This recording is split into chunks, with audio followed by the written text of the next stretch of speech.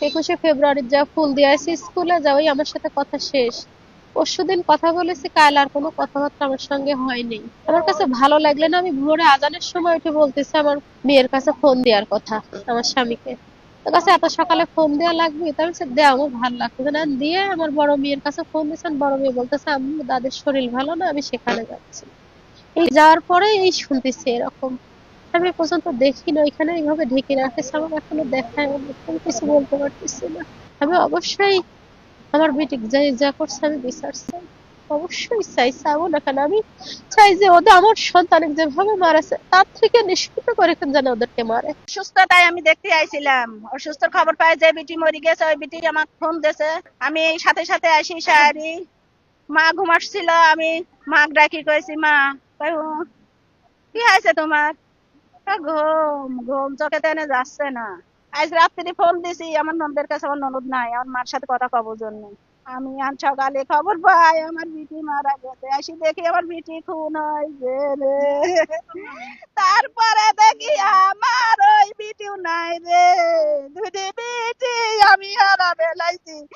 আমি আপনাদের কাছে ফাঁসি চাই রে।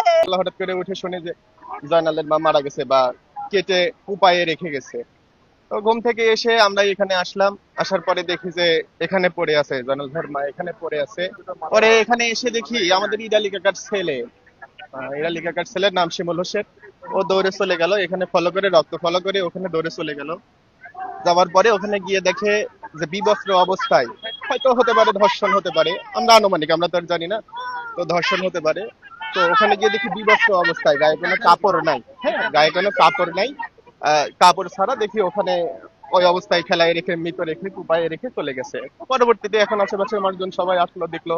কাম করতেছে, আমি ভাত লিয়ে আইছি, ভাত লিয়ে আসি, খাওয়া ট্রেন লাইন দিয়ে চলে গেছে, আর আসেনি। এই তো বোনের দিয়াল দেখতে পাইতে মাইছি, কি বা করলি না শুনলাম না।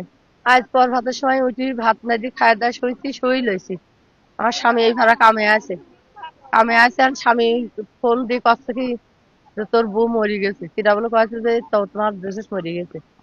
এক এক মরে গেল, কিরাদিন মারিয়ে থাকছে, ঘরের মরিল আছে। এই মার্ডারের সংবাদের প্রেক্ষিতে আমরা দ্রুত এখানে আমরা আসছি।